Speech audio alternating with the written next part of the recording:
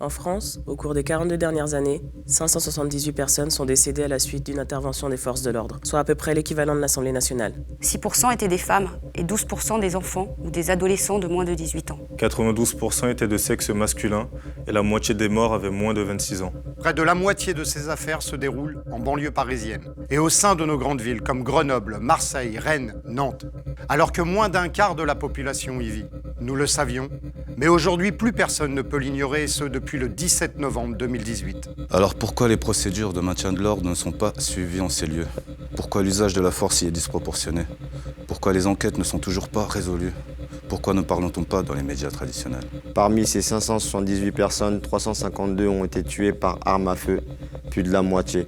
Et les parties du corps les plus fréquemment touchées par les balles mortelles sont la tête, le cœur et la nuque. C'est le cas de mon frère Gaï. Le 16 janvier 2018, la police l'a abattu froidement d'une balle dans la tête après avoir tiré 8 fois. 8 fois pour être sûr de ne pas le louper. Il n'était même pas armé, ils l'ont assassiné.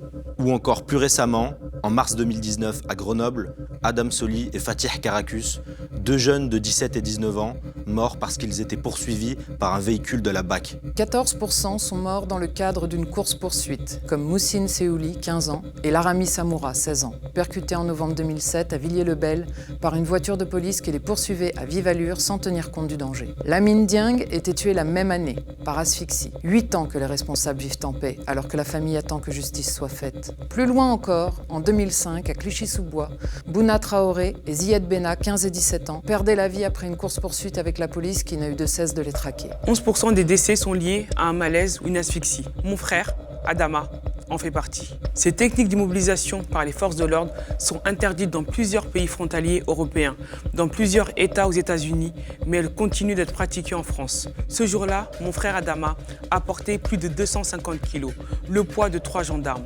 Il a subi un plaquage ventral. L'écrasante majorité des victimes de ces techniques-là sont des Noirs et les Arabes.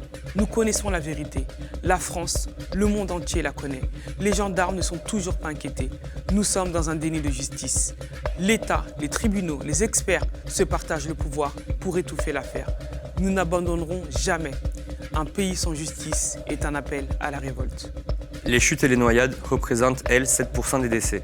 Dernièrement, Steve Maia Canisso, qui fêtait la musique en juin dernier avec ses amis à Nantes, s'est noyé dans la Loire après une charge violente de la police. Immédiatement, après avoir retrouvé son corps, l'État a écarté toute responsabilité des forces de l'ordre. Mais ce n'est pas tout. Parmi les 352 personnes tuées par balle, 60% n'étaient pas armées. Alors à quel moment peut-on s'octroyer le droit de tirer sur une personne désarmée? Quand déciderons-nous de dénoncer l'inacceptable? Le militant écologiste Rémi Fraisse était présent sur le site du barrage de Sivins au moment où il a reçu une grenade qui l'a tué en octobre 2014. Quand beaucoup portent l'uniforme pour protéger et servir, d'autres, enragés, blessent, mutilent ou même pire, se sentent protégés. Sawyer Liu, père de famille de 56 ans, a été tué à son domicile par un policier de la brigade anticriminalité le 26 mars 2017 et ce devant 2 de ses 5 enfants. Ils ont défoncé la porte, tiré sur lui en plein thorax sans sommation. Nous exigeons que la vérité soit établie, que celui qui a commis cet homicide soit jugé et que ceux qui ont cherché à étouffer, déformer et manipuler la vérité soient sanctionnés. Il est inadmissible que 2 ans après, un non-lieu ait été prononcé. Des cas isolés? Non. La répression a toujours été omniprésente, exercée depuis toujours en banlieue, qui sont en réalité de grands espaces d'entraînement des forces de l'ordre, des grands laboratoires d'essai du LBD. En février dernier, le Conseil d'État a rejeté les demandes de suspension de l'usage du lanceur de balles de défense LBD dans les manifestations de Gilets jaunes. La France est l'un des rares pays européens à toujours utiliser le LBD, banni pourtant depuis longtemps de l'arsenal des forces de l'ordre chez nos voisins européens. Et ne parlons même pas des grenades de désencerclement pouvant mutiler lourdement et toucher les enfants, les parents et les touristes présents dans le périmètre. C'est ainsi qu'au sein du mouvement des Gilets jaunes, 25 personnes ont été visées à l'œil et en ont perdu l'usage. 5 personnes ont eu la main arrachée et 1 personne a perdu l'audition. Depuis des années, la plupart des grands médias travestissent la réalité et nous opposent les uns aux autres. Il faut que cela cesse. Informons-nous autrement, différemment, correctement. Faisons fonctionner notre esprit critique. Que ce soit dans un contexte de chasse à l'homme, comme c'est le cas en banlieue, que ce soit pour maintenir l'ordre dans un lieu festif, pour nous dissuader de manifester pour des conditions de vie dignes ou pour alerter sur le dérèglement du climat. Il est clair que le ministère de l'Intérieur use de méthodes qui dépassent l'entendement, des méthodes qui ne respectent pas la Déclaration des droits de l'homme si fièrement initiée par la France. Est-il normal de tirer des grenades en plein centre-ville, au milieu des habitations, sans avoir au préalable sécurisé les lieux?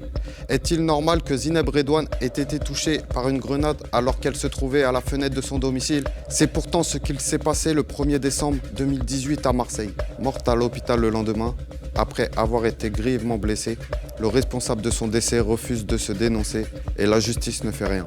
Je porte l'uniforme, donc j'ai le droit de te manquer de respect, d'abuser de mon autorité, d'user de la force, même si la situation ne l'exige pas.